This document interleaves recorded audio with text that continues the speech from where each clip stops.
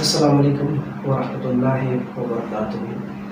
کہانیوں کے سلسلے اسٹوریز وتھ شاہ صاحب کے ساتھ حاضر ہیں۔ ایک مہینے کا تقریباً توقف آ گیا، کچھ مسائل آ گئے، اور دیکھیں اگر آگے مسائل نہ آئے تو یہ سلسلہ دوبارہ وہیں سے شروع ہوگا جہاں سے ڈسکنٹینیو ہوا تھا۔ اب آپ کو معلوم ہے کہ میں نے آپ سے کہا تھا کہ میں آپ کو وہ قصے بھی سناؤں گا جو اوریجنلی اس کہانی میں شامل تھے، لیکن جب کتاب کی شکل میں مرتب کیا گیا تو اس میں سے قصے نکال دیے گئے۔ تو قصے میں ہم جہاں تک پہنچے تھے، جب بھوریا چرن نے کچھ ناپاک اور غلیظ پورنیاں ایک گندے خون کے ذریعے سے مسعود کے جسم میں ڈال دی تھی، تو اس کے بعد سے ہم وہیں سے شروع کریں گے، یعنی کہانی تھوڑا سا پیچھے سے شروع ہوگی۔ کہانی میں ہم آگے جا چکے تھے، لیکن اب ہم چونکہ وہ قصے بیان کرنے جا رہے ہیں جو کہانی سے نکال کر یا تو کسی اور کہانی میں شامل کر دیے گئے یا وہ اس کہانی سے نکال دیے گئے۔ اب چونکہ یہ کہانی سے نکال دیے گئے اور یہ اصل کہانی میں شامل نہیں ہے، تو اس لیے اس میں میرے ذہن کی بھی کچھ تخلیق ہوگی اور کچھ وہیں سے معاملے کو لے کر چلیں گے جو اس میں اوریجنلی تھے۔ تو جب مسعود کے جسم میں بھوریا چرن اس گندے خون کے ذریعے سے وہ گندی پورنیاں ڈال دیتا ہے، ناپاک پورنیاں ڈال دیتا ہے، اور وہ اس کے غلام بن جاتی ہیں اور پھر بیر اس کے غلام بن جاتے ہیں۔ اس کے بعد بھوریا چرن اسے چھوڑ کر چلا جاتا ہے اور مسعود جو ہے وہ اپنے سفر کا وہیں سے آغاز کرتا ہے۔ جیسے ہر جگہ وہ اپنی ایک نجات کے لیے آگے بڑھتا ہے، لیکن نجات کے بجائے نئی مشکل میں پھنس جاتا ہے، تو یہاں پر بھی ایک نئی مشکل اس کا اور بہت بڑی مشکل اس کا انتظار کرتی ہے۔ اب مسعود انجانے راستے پر چلتا ہے، راستے میں چلتے چلتے اسے ایک شخص اپنی گاڑی ٹھیک کرتا ہوا نظر آتا ہے۔ اب یہ شخص اپنی گاڑی ٹھیک کر رہا ہے اور مسعود اس کے پاس پہنچتا ہے۔ مسعود اس سے پانی مانگتا ہے، پانی پیتا ہے۔ وہ شخص پریشان لگ رہا ہوتا ہے، گاڑی کو ٹھیک کر رہا ہے لیکن اس کا دماغ کہیں اور ہے، اس لیے گاڑی ٹھیک ہو نہیں پا رہی۔ مسعود اس کے پاس جاتا ہے اور اس سے پوچھتا ہے کہ کیا مسئلہ ہوا، تو وہ کہتا ہے کہ یار میں اس انجان علاقے میں پھنس گیا ہوں، گاڑی میری کام نہیں کر رہی اور میں ایک الجھن کا شکار ہوں، ایک مصیبت اور ایک خوف کا شکار ہوں، جس کی وجہ سے میں گاڑی کے اندر کنسنٹریٹ نہیں کر پا رہا، اس کا مسئلہ نہیں پکڑ پا رہا۔ مسعود جب سامنے چلا جاتا ہے تو مسعود کے سامنے جانے کے بعد اس کا دماغ کام کرنا شروع کرتا ہے اور پھر وہ اپنی گاڑی کو ٹھیک کر دیتا ہے۔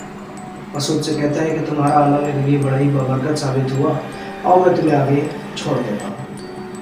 اب مسعود اس سے کہتا ہے کہ نہیں، مجھے تو پتہ ہی نہیں میں نے کہاں جانا ہے۔ تو وہ کہتا ہے اس سے اچھی کیا بات ہوگی، چلو کہیں پہ بھی جا رہے ہو تو میرے ساتھ چلو، جہاں بادی آئے گی میں تمہیں چھوڑ دوں گا۔ مسعود اس کے ساتھ بیٹھ جاتا ہے۔ اب وہ مسعود سے کہتا ہے، مسعود اس سے پوچھتا ہے کہ بھائی کیا پرابلم ہے تمہارے ساتھ، کیا مسئلہ ہے، کس مسئلے میں، کس خوف کا تم شکار ہو؟ کہتا ہے یار ایک بڑی ہی مصیبت اور بڑی ہی الجھن کا شکار ہوں۔ ہوا یہ کہ ہم دو میاں بیوی ہیں اور ہم ایک علاقے میں رہتے تھے، کسی وجہ سے ہمیں اپنا مکان تبدیل کرنا پڑا۔ میں نے ایک نیا مکان خریدا جو مجھے سستا مل گیا، بہت بڑا مکان تھا اور میں حیران تھا کہ یہ مکان مجھے اتنا سستا کیسے مل رہا ہے۔ پھر بہرحال میں خوش تھا کہ مجھے سستا یہ مکان مل گیا۔ میں اور میری بیوی اس مکان کے اندر شفٹ ہو گئے۔ کچھ عرصے، کچھ دن جیسے ہی ہم اس گھر میں گئے تو ہمیں ایک عجیب سا احساس ہوا، لیکن بہرحال ہم نے کہا کہ شاید یہ گھر کچھ عرصے بند رہا ہے، اس وجہ سے ہمیں ایسا احساس ہے۔ کچھ دنوں کے بعد میں نے اپنی بیوی کے رویے میں بڑی ہی تبدیلی محسوس کی۔ پہلے جب میں آفس سے گھر آتا تھا تو وہ مسکراتی ہوئی استقبال کرتی تھی، کھانا پیش کرتی تھی اور کسی قسم کی اس کے اندر کوئی روکھا پن نہیں ہوتا تھا۔ اب میں نے یہ محسوس کرنا شروع کیا کہ جب میں گھر آتا ہوں تو نہ تو وہ کھانا پوچھتی ہے، نہ وہ مسکراتے ہوئے سامنے آتی ہے، بلکہ بالکل عجیب سپاٹ چہرے کے ساتھ دروازہ کھولتی ہے اور اندر واپس چلی جاتی ہے۔ کھانا مانگنے پر مل جاتا ہے، نہ مانگو تو نہیں ملتا۔ اب یہ میرے لیے بڑی حیرت کی بات تھی، لیکن میں نے کہا شاید نئے گھر میں آنے کی وجہ سے وہ ایڈجسٹ نہیں ہو پا رہی۔ اب کچھ دن گزرنے کے بعد ایک رات جب میں گھر واپس آیا، بہت تھکا ہوا تھا اور مجھے تھوڑی دیر ہو چکی تھی۔ جب میں وہاں پر آیا تو میں نے دیکھا کہ میری بیوی دروازہ کھولتے ساتھ اندر چلی گئی۔ اب میں چونکہ باہر تھکا ہوا تھا، اپنے لیے باہر سے کھانا لے آیا تھا، میں نے اس کو مناسب نہیں سمجھا کہ میں تنگ کروں۔ کھانا وانا کھانے کی کوشش کی، لیکن وہ کھانا صحیح نہیں تھا، خراب تھا۔ میں نے اپنی بیوی کو آواز دی کہ بھائی یہ کھانا جو میں باہر سے لایا ہوں یہ تو کھانے کے قابل نہیں ہے، تو گھر میں کچھ ہے؟ تو وہ خاموشی سے کچن میں گئی اور ایک پلیٹ جس کے اوپر ایک پلیٹ رکھی ہوئی تھی میرے سامنے لا کر ٹیبل پر رکھ دی، میز پر رکھ دی۔ اب جیسے ہی میں نے اس کے اوپر سے پلیٹ جسے ڈھکی ہوئی تھی وہ اٹھائی تو ایک چیخ میرے حلق سے نکلی اور میں پیچھے جا کر گیا، کیونکہ اس پلیٹ کے اندر کچھ مری ہوئی چھپکلیاں موجود تھیں، جن کو دیکھ کر مجھے فوراً الٹی آئی اور میں وہاں سے باہر کی طرف بھاگا اور پیچھے سے مجھے اپنی بیوی کے ہنسنے اور مسکرانے کی آواز آئی۔ زور زور سے وہ کہہ لگا رہی تھی اور پھر کہتی کہ بھوک لگی ہے، کھانا کیوں نہیں کھاتے؟ میں اس کا یہ رویہ دیکھ کر بڑا ہی حیران ہو گیا، لیکن اب مجھے اس سے خوف آنے لگا۔ اب ایک رات جب میری آنکھ کھلی تو میں نے دیکھا کہ کمرے میں اکیلا ہوں اور میرے ساتھ میری بیوی نہیں ہے۔ میں بڑا حیران ہوا، میں نے دروازہ دیکھا کھلا ہوا ہے۔ دروازے سے جب میں باہر گیا تو میرے گھر میں ایک صحن ہے، بہت بڑا صحن جہاں پر درخت ہے، باغ سا ہے۔ میری بیوی صحن میں جاتی ہوئی مجھے نظر آئی۔ میں بیوی کے پیچھے گیا اور چھپ کر دیکھنے لگا کہ یہ کر کیا رہی ہے، صحن میں جا کر یہ کیا کر رہی ہے۔ صحن میں وہ ایک پرانے برگد کے درخت کے نیچے ایک جانور کی طرح کھدائی کرنے لگی اور اپنے ہاتھوں سے پنجوں کی طرح کھود کر اس نے کافی بڑا گڑھا کر دیا، اور اس کے بعد وہاں سے ایک مورتی نکالی۔ اس مورتی کو سامنے رکھ کر اس نے اس کو سجدے کرنا شروع کر دیا۔ میں حیران ہو گیا کہ میری بیوی جو کہ ایک مسلمان تھی وہ ایک بت پرست کیسے بن گئی، اور اس کے بعد اس نے اس مورتی کو اسی گڑھے کے اندر رکھا اور اسی طرح سے اوپر سے مٹی ڈال دی۔ اس کے بعد وہ جب واپس مڑی، میں بہت خوفزدہ تھا، میں اپنے بستر پر آ کر لیٹ گیا۔ میں نے دیکھا کہ وہ دروازے سے اندر آئی اور اس نے مجھے بڑی بھیانک نظروں سے دیکھا اور کہا کہ آئندہ میرا پیچھا مت کرنا۔ اور اس کے اس سوال پر میں اور خوفزدہ ہو گیا کہ میں تو اپنی طرف سے چھپ کر آیا تھا، اس کو کیسے پتہ چلا۔ اب ہر تیسرے چوتھے رات وہ جا کر یہی عمل کرتی ہے، صحن میں جاتی ہے، واپس آتی ہے، میری ہمت نہیں ہوتی کہ میں اس کو وہاں سے دیکھ بھی سکوں۔ واپس آ کے لیٹ جاتی ہے اور میں اب اس سے کوئی بات بھی نہیں کرتا، نہ میں اس سے کوئی کھانا مانگتا ہوں، اور اب مجھے لگتا ہے کہ مجھے اسے چھوڑنا پڑے گا، مجھے اپنے راستے اس سے الگ کرنے پڑیں گے۔ لیکن پھر میں سوچتا ہوں کہ یہ تماشا کیا ہے، اور میں اپنی بیوی کو اس طرح اکیلا چھوڑ دوں؟ وہ کسی شیطانی طاقت کے زیر اثر آ چکی ہے۔ اب مسعود اس سے کہتا ہے کہ بھائی ایک کام کرو، تم مجھے اپنے گھر لے چلو، میں دیکھتا ہوں کہ وہ کس قسم کی مصیبت میں گرفتار ہے۔ وہ مسعود سے کہتا ہے کہ آپ کیا کرو گے؟ وہ کہتا ہے چھوڑو، میں کیا کروں گا، ہو سکتا ہے کہ اس طرح سے اس زندگی کے قید سے میں آزاد ہو جاؤں، اور ہو سکتا ہے کہ میرے کچھ کرنے سے آپ کا مسئلہ حل ہو جائے۔ مسعود کو وہ اپنے گھر لے جاتا ہے۔ جیسے ہی وہ اپنے گھر مسعود کو لے کر جاتا ہے تو اس کی بیوی مسعود کو دیکھ کر ڈر کر پیچھے ہو جاتی ہے، اور پھر اپنے شوہر سے کہتی ہے کہ پورن دیوتا کو کہاں سے لائے تم؟ یہ پورن دیوتا کہاں سے آ گیا؟ اسے کیوں لائے؟ ہائے ہائے رام، اب تو میں مر گئی۔ پورن دیوتا آ گئے، پورن دیوتا آ گئے، اور بھاگ کر اندر چلی گئی۔ مسعود کو معلوم ہوتا ہے کہ یہ पूर्ण देवता मुझे क्यों कह रही है, क्योंकि वो पूर्णियों को देख चुका होता है और वो उनसे जान छुड़ाना चाहता है। मसूद सोचता है कि शायद इस तरीके से या तो मेरी जान छूट जाएगी या फिर इस शख्स की जान छूट जाएगी। वो शख्स मसूद की तरफ हैरत से देखता है और कहता है, कौन पूर्ण देवता? आप तो मुसलमान हो, ये कौन सी ज़बान? ये तो हिंदू ज़बान की बात कर रही है, कोई हिंदुओं की बात कर रही है।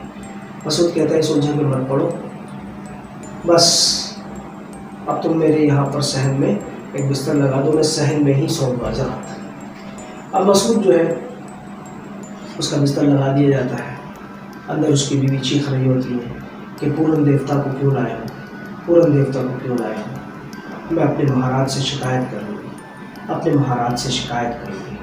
आज देखना, आज तुम्हारा क्या हश्र होगा। इस पूर्ण देवता को यहाँ से भेजो। शौहर कुछ भी नहीं कहता और ख़ुद भी बाहर आके मसूद के साथ बैठ जाता है। मसूद कहता है कि अब देखते रहो क्या होता है। वो कहता है, मुझे अपनी बीवी से डर लगता है, इधर डरने की ज़रूरत नहीं है, जो होगा देखा जाएगा। रात के 2-3 बजे वो बाहर आती है और इस दफ़ा वो खौफज़दा होती है और डरते डरते उसी बरगद के पेड़ के पास पहुंच जाती है। लेकिन मसूद पहले से तैयार होता है, मसूद भी उसके पीछे पहुंच जाता है। जैसे ही मसूद वहाँ पहुंचता है तो वो दीवार के साथ लग के खड़ी हो जाती है और कहती है कि पूर्ण देवता, मेरे महाराज तुम्हें ख़त्म कर देंगे, मेरे महाराज की ताकत तुम नहीं जानते। अगर तुमने यहाँ पर टांग अड़ाने की कोशिश की तो बहुत नुकसान उठाओगे। इतने में मसूद अपने बेर को आवाज़ देता है जो उसकी कैद में होते हैं और उनको आवाज़ दे के बोलता है कि हाँ भाई, ये बताओ ये क्या माजरा है।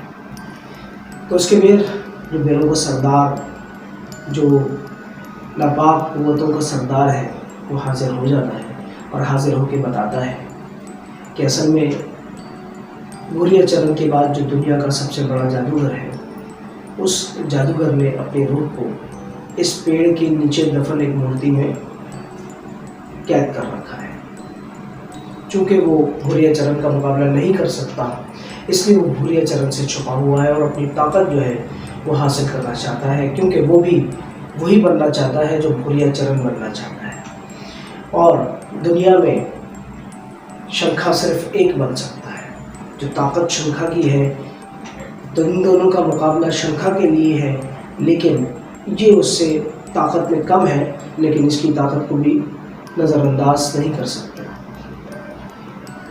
हम इसका मुकाबला नहीं कर सकते। इसका मुकाबला करने के लिए आपको पूर्णियों को बुलाना पड़ेगा और वो साथों मिलकर इसको शिकस्त दे सकती हैं। और इस शख्स की बीवी के अंदर उसी की एक गुलाम, एक दासी जो है, उसने कब्ज़ा जमाया हुआ है, जिसके ज़रिए से यहाँ पर एक शैतानी खेल खेला जाता है। मसूद पूछता है कि वो शैतानी खेल क्या है। तो बताते हैं कि जब चाँद पूरे 14वीं का चाँद होगा, चमक रहा होगा, तो इस औरत की कुर्बानी दी जाएगी। ये औरत अपने आप को छुरी के साथ ज़िबा कर लेगी और वो खून जो है वो उसके महाराज को पिलाया जाएगा, जिससे वो ताकत पकड़ेगा। इस तरह की उसको कम से कम 7 औरतों का खून पीना है। जब वो उन 7 औरतों का खून पी लेगा तो उसके बाद उसको ताकत मिल जाएगी। मसूद कहता है कि उसको यहीं पर रोकने का क्या तरीका है। तो बेर कहता है कि आपको पूर्णियों को बुलाना पड़ेगा, वही बताएंगे आप। मसूद फ़ौरन पूर्णियों को बुलाता है। पूर्णियाँ हाजिर हो जाती हैं और कहती हैं, क्या हुक्म है, आपने हमें क्यों याद किया? मसूद कहता है कि भाई इस बला से निजात चाहिए। वो कहती हैं, ये तो कोई मसला ही नहीं, हमारे लिए तो कोई मसला ही नहीं, लेकिन याद रखो कि ज़मीन के अंदर जब तक वो पुतला दफन है और उस पुतले में उस जादूगर की ताकत है, हम कुछ नहीं कर सकते। तो करना क्या है फिर? करना ये है कि उस पुतले को अंदर से बाहर निकालना होगा और उस पुतले को तोड़ना होगा। तोड़ने के बाद उसके पुतले के बिल्कुल अंदर से एक दिल निकलेगा। उस दिल पर हम फिर वार करेंगे और फिर वो रूह यहाँ से निकलकर हवा में महलूल हो जाएगी और किसी और जिस्म में दाखिल नहीं हो सकेगी। इस तरह उस जादूगर का खात्मा हो जाएगा। مسعود فوراً بیلچہ منگواتا ہے، گڑھا کھودتا ہے اور وہ عورت ڈری سرمی وہیں کھڑی رہتی ہے دیوار سے لگی ہوئی۔